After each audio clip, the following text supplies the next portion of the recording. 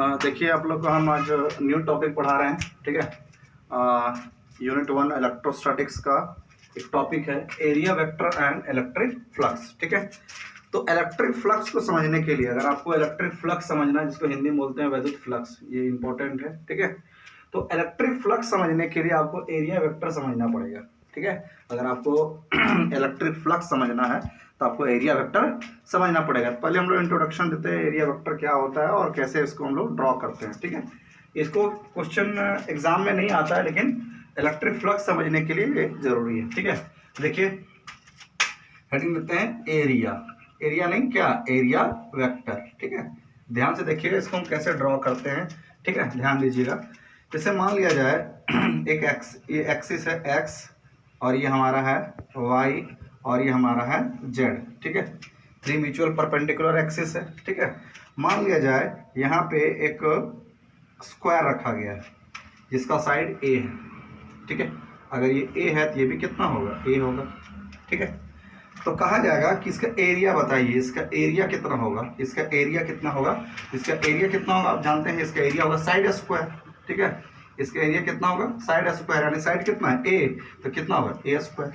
लेकिन एरिया जो है, एरिया एक वेक्टर क्वांटिटी होता है। एरिया क्या होता है, एक वेक्टर क्वांटिटी होता है। इस एरिया के एक डायरेक्शन भी होता है, ठीक है। जैसे कि हम लोग लोअर क्लास में पढ़े हैं कि स्क्वायर के एरिया कितना होता है, तो बोलेंगे ए स्क्वायर होता है, लेकिन ए स्क्वायर नहीं, इसका कुछ डायरेक्शन भी होता है, ठीक है। तो डायरेक्शन को हम जानेंगे। जैसे मान लिया जाए ये हमारा ए है, ये हमारा बी है और ये हमारा सी है, ठीक है। हम लोग 11th क्लास में पढ़े हैं कि ए क्रॉस बी जो होता है वो क्या होता है, ए बी साइन थीटा होता है। या फिर इसको हम लिख सकते हैं, इसको लिख सकते हैं R is equal to A cross B होता है ना, ठीक है। अब देखिए कहता है कि ये जो रिजल्टेंट होता है, रिजल्टेंट वो इन दोनों वेक्टर के परपेंडिकुलर होता है। ये जो रिजल्टेंट है, ये जो रिजल्टेंट है, ये इन दोनों वेक्टर के परपेंडिकुलर होता है। अगर हम क्रॉस करेंगे, अगर हम क्रॉस करेंगे तो क्रॉस किस में किया जाता है, वेक्टर प्रोडक्ट में। और अगर ये वेक्टर है तो इसके पास क्या होता है, डायरेक्शन होता है, ठीक है। तो यहाँ पर देखिए अगर हम एरिया निकालेंगे इसका, इस स्क्वायर का एरिया निकालेंगे तो एरिया हम नहीं लिखेंगे, क्या लिखेंगे, एरिया वेक्टर लिखेंगे, ठीक है। तो एरिया वेक्टर कितना होगा, देखिए कहाँ से जाएंगे, ए बी, यानी A B cross B C, A B cross क्या रहे, B C, A B cross क्या, बी सी, ठीक है। अब देखिए इनके पास क्या है, डायरेक्शन है। अच्छा देखिए ए बी बी सी कितना है, ए इंटू ए, यहाँ से अगर एंगल हम मान के चले तो ए साइन 90 हो जाएगा, ए, ठीक है। और इसका डायरेक्शन होता है, डायरेक्शन किधर होता है, इन दोनों, ये जो एरिया होगा वो इन दोनों के परपेंडिकुलर होगा, मतलब ए बी और बी सी के परपेंडिकुलर। तो ए बी और बी सी के परपेंडिकुलर कौन होगा, देखिए यहाँ पे इस सरफेस का परपेंडिकुलर कौन होगा, ये होगा, यानी क्या होगा इसका, इसको हम लिख सकते हैं, ठीक है, ए इंटू ए, और डायरेक्शन किधर होगा, इस सरफेस के इस स्क्वायर के परपेंडिकुलर। तो परपेंडिकुलर किधर होगा, या तो इधर होगा या तो इधर होगा। इसके परपेंडिकुलर, इस सरफेस के परपेंडिकुलर या तो बाहर या तो अंदर। तो बाहर अगर हम लेंगे तो क्या लिखेंगे, जेड तो ऐसे होता है, और जेड को हम क्या लिखते हैं, बोलो के लिखते हैं, ठीक है। एक्स को क्या लिखते हैं, आई कैप, वाई को क्या लिखते हैं, जे कैप, तो जेड को क्या लिखते हैं, के कैप। मतलब यहाँ पर क्या होगा, के, इसका डायरेक्शन होगा के कैप। तो यहाँ क्या होगा, ए स्क्वायर क्या, के कैप। अगर हम बाहर की ओर लेते हैं तो प्लस के, अगर हम अंदर लेंगे तो क्या होगा, इसको हम ऐसे भी लिख सकते हैं, और अगर हम अंदर की ओर लेंगे क्या होगा, माइनस के कैप। तो इस स्क्वायर का जो एरिया वो कितना है, ए स्क्वायर नहीं बोल के कितना बोलेंगे, ए स्क्वायर माइनस के कैप, ठीक है। इसी तरह देखिए, इसी तरह मान लिया जाए एक एक्सिस है, एक्स एक्सिस, वाई एक्सिस और ये जेड एक्सिस, ठीक है। यहाँ पे एक रेक्टेंगल है, ठीक है, क्या है, रेक्टेंगल है यहाँ पे, ठीक है। तो इसका जो एरिया होगा, मान लीजिए ए है, ये हमारा बी है, ठीक है, ये ए है और ये हमारा क्या है, बी है, रेक्टेंगल है, ठीक है। तो बताइए इसका एरिया कितना होगा, एरिया वेक्टर, एरिया नहीं, एरिया वेक्टर कितना होगा, एल इंटू बी, ठीक है, एरिया हो गया एल इंटू बी। लेकिन डायरेक्शन किधर होगा, क्योंकि एरिया के पास डायरेक्शन भी होता है, तो डायरेक्शन किधर होगा, इसके परपेंडिकुलर। तो इसके परपेंडिकुलर किधर होगा, देखिए इसके परपेंडिकुलर किधर होगा, वाई की ओर, मतलब ये जिस प्लेन में रखा गया है, किस प्लेन में रखा गया है, एक्स और जेड प्लेन में। तो इन दोनों प्लेन के परपेंडिकुलर, दोनों प्लेन के परपेंडिकुलर, तो इसके परपेंडिकुलर कौन होगा, वाई। और वाई को हम क्या लिखते हैं, वाई को हम क्या लिखेंगे, जे कैप, ठीक है, y को क्या लिखेंगे जे कैप, तो एल बी क्या जे कैप, या तो ऊपर या तो नीचे, इसको हम ऐसे भी लिखते हैं एल बी इंटू माइनस जे कैप, ठीक है। तो हर एक एरिया का एक डायरेक्शन होता है जिसको हम क्या बोलते हैं एरिया वेक्टर बोलते हैं, ठीक है। फॉर एग्जांपल ये सब एग्जांपल आपके बुक में मिलेगा, ठीक है। एक एग्जांपल एक और है, देखिए इसको मिटाते हैं। जैसे ये हमारा एक्सिस है एक्स, ये बोलो वाई और ये बोलिए जेड, ठीक है। यहाँ पे एक सर्कल है, तो इसका एरिया वेक्टर, इसका एरिया पहले बताइए, इसका एरिया कितना, मान लीजिए रेडियस अगर आर है, अगर रेडियस कितना है आर है, तो इसका एरिया कितना होगा पाई आर स्क्वायर होगा, पाई आर स्क्वायर। लेकिन इसका डायरेक्शन किधर होगा, इन दोनों प्लेन के परपेंडिकुलर, मतलब इस प्लेन के परपेंडिकुलर, जिस प्लेन में रखा गया उसके परपेंडिकुलर। तो इसका इसके प्लेन के परपेंडिकुलर चाहे इसके परपेंडिकुलर, तो इसका परपेंडिकुलर किधर होगा वाई को क्या लिखेंगे जे। अच्छा एक्स को क्या लिखते हैं, एक्स को लिखते हैं क्या आई क्या, वाई को हम क्या लिखते हैं जे क्या, जेड को क्या लिखते हैं के क्या। तो एरिया कितना हुआ पाई आर स्क्वायर, इसके परपेंडिकुलर इसका डायरेक्शन, इसका वैल्यू है कितना पाई आर स्क्वायर, इसका मैग्नीट्यूड पाई आर स्क्वायर, लेकिन इसका डायरेक्शन किधर है बोलो जे कैप की ओर, या तो ऊपर या तो नीचे परपेंडिकुलर, ठीक है। अगर कहा जाए कि इसका एरिया वेक्टर बताइए, इस सरफेस का एरिया वेक्टर बताइए, तो इस सरफेस का एरिया वेक्टर किधर होगा, या तो इसके परपेंडिकुलर ऊपर या तो इसके परपेंडिकुलर नीचे, ठीक है। इसके परपेंडिकुलर ऊपर या तो नीचे, दोनों इसका डायरेक्शन हो जाएंगे, ठीक है। अब देखिए, अब ध्यान दीजिए, ठीक है। ये क्या था 2D, मतलब जो हम सरफेस ले रहे थे वो क्या था 2D, जिसको हम ओपन सरफेस बोलते हैं, ठीक है। अब हम 3D देखेंगे, 3D surface in 3D surface या 3D surfaces in 3D surfaces, जिसको बोलते हैं क्लोज्ड सरफेस। 3D सर्फेसेस को क्या बोलते हैं क्लोज्ड सरफेस बोलते हैं, ठीक है, क्लोज्ड सरफेस। अब ध्यान से देखिए इसको, इसका ये जो एरिया वेक्टर एग्जाम में नहीं आता, लेकिन थोड़ा समझिए हल्का फुल्का, ठीक है। अब देखिए 3D सर्फेसेस, 3D सर्फेस जैसे फॉर एग्जांपल एक क्यूब है, ठीक है, एक क्यूब है, एक क्यूब है। अब देखिए यहां पे देखिए कितने सरफेस हैं 6, 1 2 3 4 और ये अंदर वाला और एक बाहर वाला, 6 सरफेस है। अब देखिए 6 फेस इसको बोल सकते हैं, 6 फेस है इसका। अब देखिए इसको देखिए आप, इधर वाला इस फेस का एरिया वेक्टर बताइए, एरिया वेक्टर या तो बाहर परपेंडिकुलर बाहर या तो परपेंडिकुलर अंदर, ठीक है। इसका कहा जाए, इसका तो या तो इसके बाहर या तो इसके अंदर, क्योंकि परपेंडिकुलर रहना है। सरफेस के परपेंडिकुलर एरिया वेक्टर होता है, ये क्या है एरिया वेक्टर, या तो ऐसे लिखेंगे या तो ऐसे भी लिख सकते हैं, ठीक है। अब देखिए सरफेस के परपेंडिकुलर, इसका एरिया वेक्टर किधर होगा, या तो ऊपर या तो नीचे। इसका देखिए या तो ऊपर या तो नीचे। इसका बीच वाला देखिए अंदर वाला, या तो उधर या तो बाहर। तो हम क्या करते हैं 3D सरफेस में एरिया वेक्टर जो होता है 3D सरफेस में, वो सिर्फ बाहर की ओर लेते हैं। अगर सरफेस हमारा 3D है यानी क्लोज सरफेस है, तो हम एरिया वेक्टर किधर लेते हैं ओनली आउटवर्ड नॉर्मल, ठीक है। ये बताइए तो कौन सा एरिया वेक्टर होगा, ये आपका एरिया वेक्टर होगा। इस सरफेस के लिए 2 एरिया वेक्टर बनता है, या तो अंदर की ओर या तो बाहर की ओर। तो हम कौन सा लेंगे एरिया वेक्टर बाहर की ओर जो है। अच्छा इस सरफेस के लिए एक किधर परपेंडिकुलर किधर बनेंगे, एक तो बाहर एक तो अंदर, तो हम कौन सा एरिया वेक्टर लेंगे जो बाहर की ओर है। ऊपर वाला सरफेस को देखिए, एक तो परपेंडिकुलर ऊपर होगा एक परपेंडिकुलर नीचे होगा, तो कौन सा लेंगे परपेंडिकुलर जो बाहर की ओर जा रहा है। इस पर अगर हम बात किया जाए, इस पर बात करें तो इस पर क्या होगा, एक बाहर होगा और एक अंदर होगा, तो कौन सा एरिया वेक्टर हम मानेंगे बाहर की ओर। तो अगर सरफेस 3D है, तो एरिया वेक्टर हमारा कौन सा होगा जो आउटवर्ड नॉर्मल होगा, ठीक है। अब देखिए जैसे नंबर 2, ठीक है, सर एग्जांपल आपके बुक में है, ठीक है। जैसे ये हमारा सिलेंडर है, ठीक है, इस पर एरिया वेक्टर हमको ड्रॉ करना है, इस पर एरिया वेक्टर ड्रॉ करना है, ठीक है। तो इस पर एरिया वेक्टर कौन सा हो सकता है, या तो परपेंडिकुलर बाहर की ओर आउटवर्ड या तो इनवर्ड, ऐसे भी हो सकता है, ये भी एरिया वेक्टर है। इस सरफेस का एरिया वेक्टर परपेंडिकुलर ऊपर या तो अंदर नीचे की ओर। अच्छा इसका एरिया वेक्टर या तो बाहर की ओर या तो अंदर की ओर। लेकिन ये कैसा है 3D, तो 3D में हमने क्या बोला कि एरिया वेक्टर कौन लेंगे बाहर की ओर। मतलब इस केस में एरिया वेक्टर हम किसको मानेंगे जो बाहर की ओर है, जो बाहर की ओर, मतलब एरिया वेक्टर ये होगा। अच्छा यहाँ पे किधर होगा जो एरिया वेक्टर बाहर की ओर है, जो एरिया वेक्टर क्या होगा बाहर की ओर है, ठीक है। तो एरिया वेक्टर जो होता है, ठीक है, वो 2D सरफेस में, 2D सरफेस में जो हमने देखा स्क्वायर, 2D सरफेस में दोनों तरफ होता है, या तो बाहर या तो अंदर। अगर 2D है तो बाहर अंदर दोनों हम ले सकते हैं, लेकिन अगर 3D है तो सिर्फ किधर लगे, नॉर्मल आउटवर्ड, ठीक है, किधर लगे, नॉर्मल क्या, आउटवर्ड, ठीक है, इस पर बाहर, इस पर बाहर, इस पर बाहर। अगर 3D सरफेस है तो एरिया वेक्टर किधर होगा, बाहर होगा, ठीक है। अब देखिए समझिएगा, ठीक है। अब ध्यान दीजिए, हम आते हैं इलेक्ट्रिक फ्लक्स में, ठीक है, हम कहाँ आते हैं, इलेक्ट्रिक फ्लक्स, ठीक है। एरिया वेक्टर हो गया, ठीक है, इलेक्ट्रिक फ्लक्स, ध्यान दीजिएगा इलेक्ट्रिक फ्लक्स क्या है, इलेक्ट्रिक फ्लक्स, ठीक है।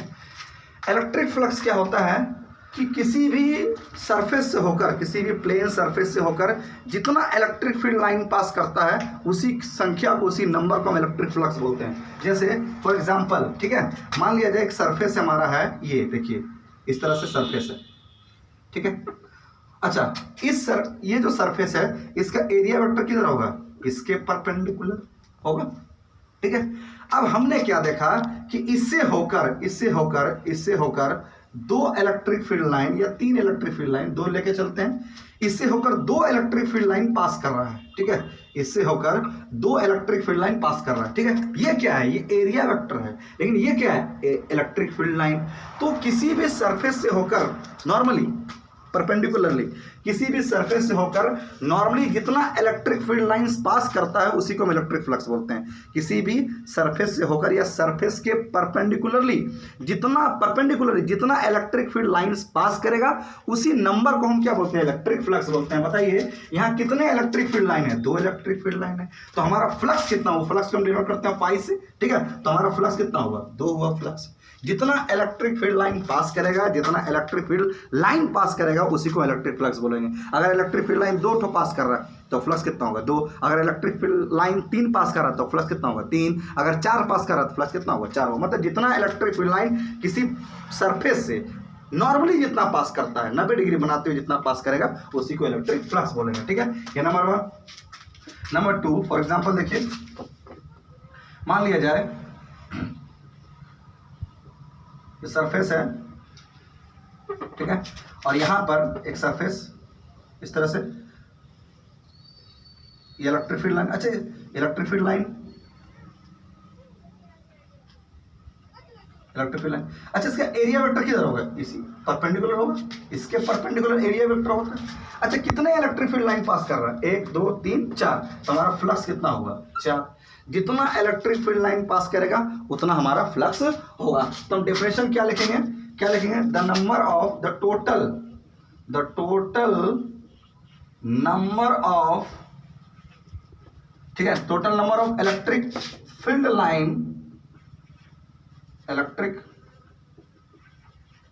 Lines passing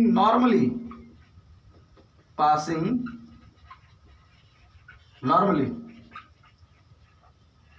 through a surface, ठीक है, through a surface is called electric flux, क्या, इलेक्ट्रिक फ्लक्स।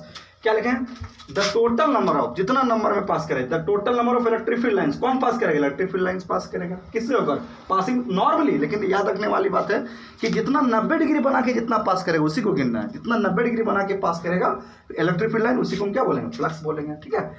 अच्छा देखिए, अच्छा फ्लक्स का जो फॉर्मूला होता है, हम लोग फॉर्मूला लेकर आएंगे, लेकिन देखिए फॉर्मूला जो फ्लक्स का होता है, इलेक्ट्रिक फ्लक्स जिसको बोलते हैं, ठीक है, इलेक्ट्रिक फ्लक्स का जो फॉर्मूला होता है वो क्या होता है, E.A होता है, ठीक है, या इसी को हम लिखते हैं, डॉट हटाएंगे क्या मिलेगा, कॉस, कैसे आता है भी बताएंगे, EA कॉस थीटा होता है, ठीक है। अच्छा अगर ये डॉट प्रोडक्ट है, इलेक्ट्रिक फील्ड और ये क्या, एरिया वेक्टर, इन दोनों का डॉट प्रोडक्ट होता है, तो अगर ये डॉट प्रोडक्ट होगा तो कैसा क्वांटिटी होगा, स्केलर क्वांटिटी होगा। मतलब इलेक्ट्रिक फ्लक्स जो होता है वो कैसा क्वांटिटी होता है, स्केलर क्वांटिटी होता है। यानी इलेक्ट्रिक फ्लक्स जो है, जो इलेक्ट्रिक फ्लक्स है वो कैसा क्वांटिटी है, स्केलर क्वांटिटी है। कैसा क्वांटिटी है, स्केलर क्वांटिटी है। कैसा quantity, scalar quantity. Electric flux कैसा है, स्केलर क्वांटिटी है, ठीक है। अब देखिए हमने बताया कि एक सरफेस है, ठीक है, इसका एरिया वेक्टर ये होगा, यहाँ से इलेक्ट्रिक फील्ड लाइन पास कर रहा है, ये इलेक्ट्रिक फील्ड लाइन है, जो डायरेक्शन बताएगा इलेक्ट्रिक फील्ड का डायरेक्शन बताता है, ठीक है। फ्लक्स कितना होगा, 2 होगा फ्लक्स, ठीक है। तो यहाँ पे जो फॉर्मूला होगा इलेक्ट्रिक फ्लक्स का मतलब फाई, वो कितना होगा, ई डॉट ए, कितना होगा, ई डॉट ए, या इसके हम क्या लिखेंगे, ई ए कॉस थीटा, ठीक है। वेयर जो थीटा होगा, वेयर जो थीटा होगा, थीटा वो क्या है, थीटा क्या एंगल है, थीटा क्या है, angle between electric field and area vector. फिर से जो यहाँ एंगल होता है वो एंगल किसके बीच बनता है, एंगल बनता है इलेक्ट्रिक फील्ड और एरिया वेक्टर के बीच में कितना एंगल है, वही होता है एंगल। थीटा क्या, angle between electric field and area vector, इन दोनों के बीच कितना एंगल, वही है थीटा। अब देखिए कॉस थीटा कैसे आया, ध्यान दीजिएगा, कॉस थीटा कैसे आया समझिएगा, ठीक है। कॉस थीटा देखिए, मान लिया जाए ये हमारा इस तरह से, ये हमारा एरिया वेक्टर है और इलेक्ट्रिक फील्ड जो है वो ऐसे पास कर रहा है, ये हमारा इलेक्ट्रिक फील्ड है, ठीक है। और इन दोनों में जो एंगल है ये हमारा इलेक्ट्रिक फील्ड है, ये इलेक्ट्रिक फील्ड और एरिया वेक्टर तो इस सरफेस के परपेंडिकुलर होगा, इन दोनों में जो एंगल है वो कितना है, थीटा है। अब देखिए जो फ्लक्स बनेगा वो किसके वजह से बनेगा, इलेक्ट्रिक फील्ड की वजह से बनेगा, इधर वाला नहीं, इसको हम 2 कंपोनेंट में तोड़ेंगे, ठीक है। एक कंपोनेंट क्या होगा, ई कॉस थीटा, जिधर एंगल बनेगा कॉस में लेंगे, और जिधर एंगल नहीं बनता किस में लेते हैं, साइन में लेते हैं, ई साइन थीटा। तो बताइए जो फ्लक्स का प्रोडक्शन यहाँ पर वो इससे होकर जो फ्लक्स पास करो किसके वजह से है, ई कॉस थीटा। मतलब ऐसा कंपोनेंट लेंगे जो एरिया वेक्टर के तरफ हो, हम इलेक्ट्रिक फील्ड का ऐसा कंपोनेंट लेंगे जो एरिया वेक्टर के तरफ हो, ठीक है। तो यहाँ देखिए ये जो कंपोनेंट है वो इस सरफेस एरिया के क्या है, परपेंडिकुलर है, ठीक है, सरफेस के परपेंडिकुलर है, ठीक है। तो बताइए यहाँ पर फॉर्मूला जो होगा फ्लक्स का, वो फ्लक्स का फॉर्मूला क्या होगा, बताइए तो, फ्लक्स का फॉर्मूला होगा क्या, area into area, electric field into area, तो क्या होगा, ई कॉस थीटा इंटू ए। तो बताइए हम क्या लिख सकते हैं, फ्लक्स जो होगा वो क्या होगा, इसको लिख सकते हैं ई ए कॉस थीटा, लिख सकते हैं ई ए क्या, कॉस थीटा, यानी फ्लक्स क्या होगा बोलो, अगर कॉस को हटाएंगे, अगर हम कॉस को हटाएंगे क्या मिलेगा बोलो, ई डॉट ए होगा। मतलब अगर ये डॉट प्रोडक्ट है तो ये कैसा क्वांटिटी है, स्केलर क्वांटिटी है, ठीक है। इलेक्ट्रिक फ्लक्स ऐसा क्वांटिटी है, स्केलर क्वांटिटी है। अब देखिए इसका यूनिट, ठीक है, एसआई यूनिट, ठीक है, इलेक्ट्रिक फ्लक्स का एसआई यूनिट, ठीक है। पहले फॉर्मूला देखना, फ्लक्स का फॉर्मूला बोलिए क्या होगा, ई ए होगा। अब देखिए यहाँ पे ई का क्या होता है, न्यूटन पर कूलम, और एरिया का क्या होगा, मीटर स्क्वायर, यानी इसको लिख सकते हैं क्या, क्या लिखेंगे, इलेक्ट्रिक फील्ड का क्या होता है, न्यूटन पर कूलम, और एरिया का क्या हो, मीटर स्क्वायर। इसका एक और यूनिट है, देखिए फ्लक्स का फॉर्मूला बोलिए ई इंटू ए। अब देखिए इसका एक और यूनिट था, हम इलेक्ट्रिक फील्ड में पढ़े थे, वोल्ट पर मीटर, और एरिया का क्या होता है, मीटर स्क्वायर, यानी फ्लक्स जो होगा वो कितना बनेगा, वोल्ट इंटू मीटर, दो -1, यानी क्या, इलेक्ट्रिक फ्लक्स का 2 यूनिट होता है, एक होता है न्यूटन पर कूलम, एक क्या होता है, वोल्ट इंटू मीटर। कैसा क्वांटिटी है, स्केलर क्वांटिटी है, ठीक है, कैसा क्वांटिटी है, स्केलर क्वांटिटी। क्वेश्चन लेते हैं, इससे फ्लक्स निकालना, ठीक है। Calculate the electric flux through each face या इस सरफेस। देखिए इलेक्ट्रिक फ्लक्स निकालना, अच्छा यहाँ पे इलेक्ट्रिक फ्लक्स किधर है, एक्स डायरेक्शन में, ठीक है। तो इलेक्ट्रिक फ्लक्स का जो डायरेक्शन वो किधर है, एक्स एक्सिस में है। अच्छा इस सरफेस के लिए इलेक्ट्रिक फील्ड किधर है, एक्स की ओर, इसके लिए भी एक्स की ओर, मतलब सभी सरफेस के लिए या सभी फेस के लिए इलेक्ट्रिक फ्लक्स किधर, इलेक्ट्रिक फील्ड किधर है, इलेक्ट्रिक फील्ड है एक्स एक्सिस की ओर, सबके लिए इलेक्ट्रिक फील्ड एक्स एक्सिस की ओर। अब बोल रहा है क्या कि फ्लक्स निकाले, इससे फ्लक्स निकाले, इस सरफेस से कितना फ्लक्स जाएगा, इस सरफेस से कितना इलेक्ट्रिक फ्लक्स जाएगा, इस सरफेस से कितना, हर एक सरफेस से कितना इलेक्ट्रिक फ्लक्स पास करेगा। मान लिया जाए ये हमारा सरफेस नंबर है 1 और ये हमारा है 2, ये हमारा 3 और ये हमारा क्या है 4, और एक अंदर वाला कितना है 5 और एक बाहर वाला कितना 6 है, ठीक है, 6 फेस है। अब देखिए अगर हम φ1 निकालें, φ1 मतलब electric flux through first face, first face कौन है, ये है। अब देखिए मान लिया जाए ई ए, और फॉर्मूला क्या होता है, ई ए कॉस थीटा। अगर इन दोनों में 90 है तो कॉस 90 कितना होता है, 0, मतलब फ्लक्स कितना हो जाएगा, 0। अब देखिए φ1, देखिए φ1 का मतलब क्या हुआ, electric flux through a first surface, ठीक है। अब देखिए यहाँ पे फॉर्मूला क्या होता है, ई ए कॉस थीटा होता है, ठीक है। फाई 1 कितना है, ई ए। और बताइए इलेक्ट्रिक फील्ड तो इधर है। अब देखिए इसका एरिया वेक्टर किधर होगा, बाहर की ओर, 3D है तो बाहर की ओर लेंगे, तो इलेक्ट्रिक फील्ड इधर, लेकिन इस सरफेस का एरिया वेक्टर किधर है, बाहर की ओर, तो कॉस कितना होगा, इधर इलेक्ट्रिक फील्ड इधर और एरिया वेक्टर इधर, कितना कॉस 180 डिग्री, कॉस 180 डिग्री, यानी फाई 1 कितना, कॉस 180 डिग्री कितना, -1 यानी माइनस ई ए। अच्छा फाई 2 कितना होगा, फटाफट बताएंगे, फाई 2 कितना होगा, ये फाई 2 है, 2 मतलब फाई 2। अच्छा इलेक्ट्रिक फील्ड इधर और एरिया वेक्टर भी इधर, एंगल कितना 0, यानी फाई 2 कितना होगा, ई ए कॉस कितना 0, कॉस 0 कितना 1, यानी फ्लक्स कितना हो बोलो, ई है। अच्छा इस तरह से इस पर कितना, इस पर एरिया वेक्टर किधर बनेगा, ऊपर की ओर, इलेक्ट्रिक फील्ड इधर कितना 90, कॉस 90 कितना 0, मतलब थर्ड सरफेस इलेक्ट्रिक फ्लक्स कितना 0।